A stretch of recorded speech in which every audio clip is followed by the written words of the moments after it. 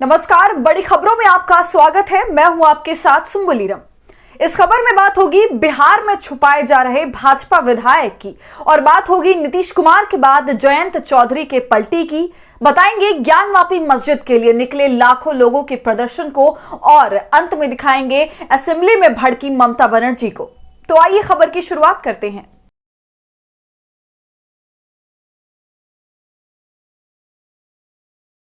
तो इस खबर की शुरुआत आज की सबसे बड़ी खबर से, क्योंकि जो भाजपा अब तक दूसरे पार्टियों को तोड़ती थी, अब उसी भाजपा के टूटने का डर सता रहा है। और यही वजह है कि फ्लोर टेस्ट से पहले भाजपा अपने विधायकों को छुपाती फिर रही है।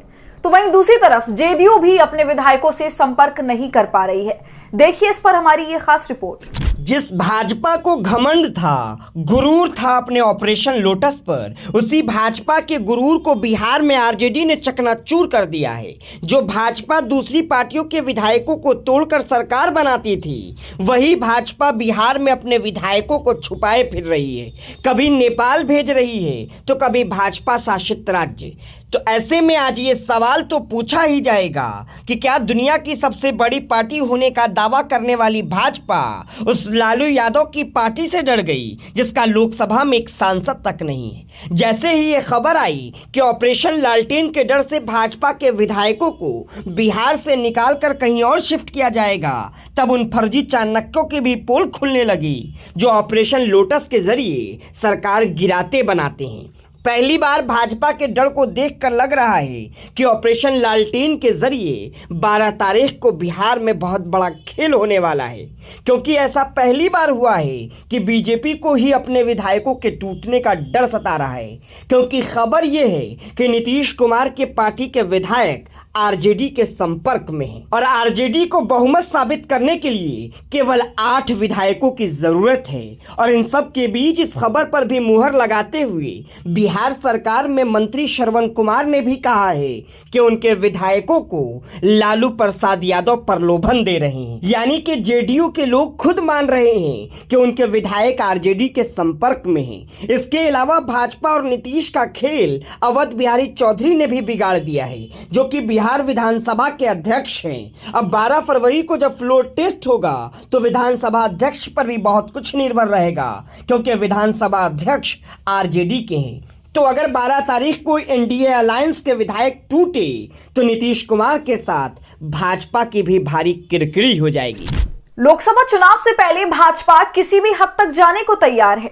वो हर नेता को अपनी पार्टी में शामिल करा रहे हैं और पार्टियों को एनडीए का हिस्सा बना रहे हैं। पहले नीतीश कुमार ने पलटी मार दी और अब यूपी में जयंत चौधरी भी भाजपाई प्यार से लहालोट हो रहे हैं। देखिए इस पर हमारी रिपोर्ट। मैं कोई चवन्नी हूं जो ऐसे करके जो है पलट जाऊंगा। जो कभी कहते थे कि मैं चवन्नी हूं क्या जो पलट जाऊंगा, आज वही आरएलडी चीफ जयंत चौधरी बड़ी बेबाकी से या यूं कहे बड़ी बेशर्मी से इंडिया गठबंधन को लात मारकर एनडीए में शामिल होने की खबर पर मुहर लगा रहे हैं। शुक्रवार को मोदी सरकार ने आरएलडी चीफ जयंत चौधरी के दादा और पूर्व प्रधानमंत्री चौधरी चरण सिंह को भारत रत्न देने का ऐलान कर दिया।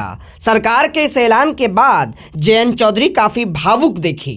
इसी बीच जब उनसे बीजेपी के साथ हाथ मिलाने को लेकर सवाल पूछा गया तो जयंत ने कहा कि अब मैं किस मुंह से इनकार करूंगा। और शेयर सबको जाना चाहिए। कि अब भाजपा के साथ हाथ मिलाने के लिए तैयार हो, भाजपा के साथ हाथ मिला रहे हैं। देखिए कोई कसर रहती है, आज मैं किस मुंह से इनकार करूं आपके सवाल। इसी बात पर कुछ रिपोर्टर्स ने चौधरी के चवन्नी वाले बयान पर सवाल पूछ लिया। तब चौधरी कहते हैं कि मैं अपना कोई पुराना बयान डिलीट नहीं करूंगा।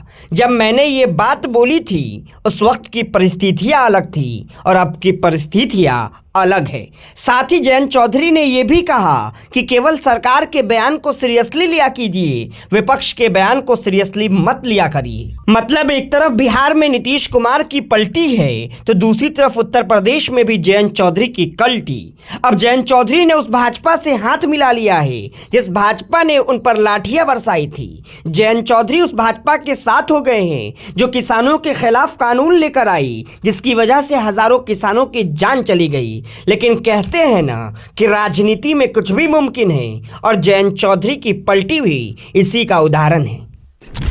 ज्ञानवापी मस्जिद के लिए मुसलमानों ने आज यूपी के बरेली में जेल भरो आंदोलन शुरू किया। इस आंदोलन को मौलाना तौकीर रजा लीड कर रहे थे।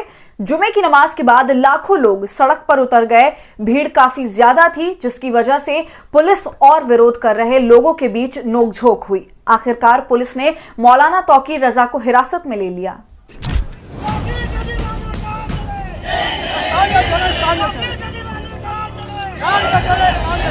मैं भी इनकी लिस्ट में हूँ और ये समझ लेना एक के बाद एक सबके साथ यही जुल्म होना है। यूपी के बरेली में शुक्रवार को जुमे की नमाज के बाद मौलाना तौकीर रजा के बुलावे पर इस्लामिया ग्राउंड में लाखों की भीड़ पहुंची। दरअसल ये भीड़ ज्ञानवापी मस्जिद को बचाने के लिए जमा हुई थी ताकि शांतिपूर्ण विरोध के जरिए सरकार तक अपनी बात पहुंचाई जाए। मौलाना तौकीर रजा ने कहा था कि हम पहले ही एक मस्जिद खो चुके हैं, अब हम और कोई मस्जिद खोना नहीं चाहते। उन्हीं के बुलावे पर बरेली में जुमे की नमाज के बाद लाखों लोग जमा हो गए। यूपी के बरेली में मौलाना तौकीर रजा ने सामूहिक गिरफ्तारी और जेल भरो आंदोलन का ऐलान किया था। इसको लेकर पहले से ही भारी पुलिस बल तैनात किया गया था। पूरे इलाके को छावनी में तब्दील कर दिया गया। ड्रोन से निगरानी रखी जा रही थी। यूपी पुलिस ने तौकीर रजा और उनके समर्थकों को रोकने का प्रयास किया, लेकिन समर्थक बैरिकेड गिराकर आगे बढ़ गए। हालात तनावपूर्ण हो गए थे, लेकिन जैसे तैसे मामले को संभाला गया। ज्ञानवापी केस में आए फैसले के विरोध में तौकीर रजा के साथ लाखों लोग जेल भरो आंदोलन कर रहे थे, लेकिन अब मौलाना तौकीर रजा को यूपी पुलिस ने अपनी हिरासत में ले लिया है। अगर ये जुल्म ज्यादती इसी तरह जारी रहा, विश्व हिंदू परिषद और बजरंग दल जैसे आतंकवादी संगठनों को कंट्रोल नहीं किया गया तो मुल्क के हालात खराब होने का अंदेशा है, जो हम किसी कीमत पर नहीं होने देना चाहते। आज अगर हमारे मुल्क में अमन है, शांति है, उसकी वजह सिर्फ ये है कि हमने आज तक उन गुंडों, उन बदमाशों, उन आतंकवादियों का जवाब नहीं दिया है।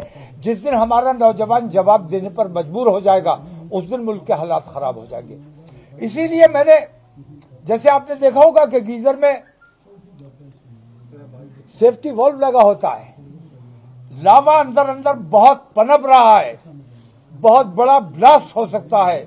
मैंने ये छोटा सा काम करके लोगों के जज्बात को कंट्रोल करने की कोशिश की।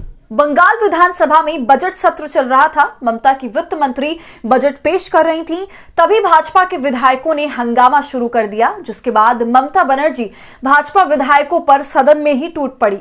उन्हें समझा दिया कि ये सदन है, भाजपा का कार्यालय नहीं। देखिए इस पर रिपोर्ट। बंगाल विधानसभा में ममता बनर्जी के वित्त मंत्री बजट पेश कर रहे थे, तब भाजपा के विधायकों ने विधानसभा में हंगामा खड़ा कर दिया। भाजपा के विधायकों ने वित्त मंत्री को डिस्टर्ब करना शुरू कर दिया, तो विधानसभा में बैठी ममता बनर्जी का पारा चढ़ गया। ममता बनर्जी ने दो टूक शब्दों में कह दिया कि ये भाजपा का कार्यालय नहीं, जहां तुम लोग गुंडागर्दी करोगे, यहाँ भाजपा की सियासत नहीं चलेगी। ममता ने अफसोस जताते हुए कहा कि आप लोग बजट तक नहीं पढ़ने दे रहे हैं, क्या आप लोगों को शर्म नहीं आती? वहीं ममता बनर्जी ने भाजपाइयों को बंगाल विरोधी बता दिया। ममता ने कहा कि अगर विपक्ष के पास कोई राय है तो बजट पूरा होने के बाद इस पर चर्चा कर सकते हैं। उनको अपनी बात कहने की पूरी आजादी है, लेकिन ये भाजपा का पार्टी कार्यालय नहीं है, ये विधानसभा है। ये विपक्ष के लिए राजनीति करने का स्थान नहीं है। ममता ने कहा कि लोगों को यह जानने का अधिकार है कि हमारी सरकार ने क्या काम किया है। ममता ने इस हंगामे पर संसद के पिछले सत्र के दौरान 147 विपक्षी सांसदों के निलंबित करने के फैसले को भी याद दिलाया। उन्होंने कहा कि भाजपा को संसद में किए गए अपने काले कारनामों को याद रखना चाहिए, लेकिन हम उस रास्ते पर नहीं जाना चाहते। मुख्यमंत्री ने विपक्षी विधायकों को चुनौती देते हुए कहा कि अगर उनमें हिम्मत है तो वह बजट पेश होने के बाद बोले, उससे पहले नहीं।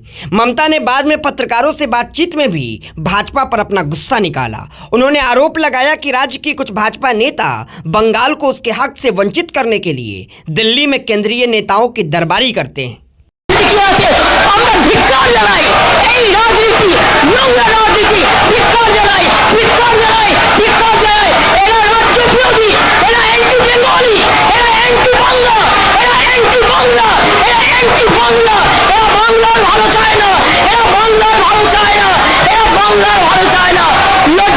तो पूरी वीडियो पर क्या सोच रहे हैं आप, हमें कमेंट कर जरूर बताएं। इस वीडियो को लाइक और शेयर करना ना भूलें और हमारे चैनल को सपोर्ट करने के लिए थैंक्स बटन के जरिए हमारा सहयोग करें या फिर ज्वाइन बटन का इस्तेमाल कर हमारी टीम का हिस्सा बनिए।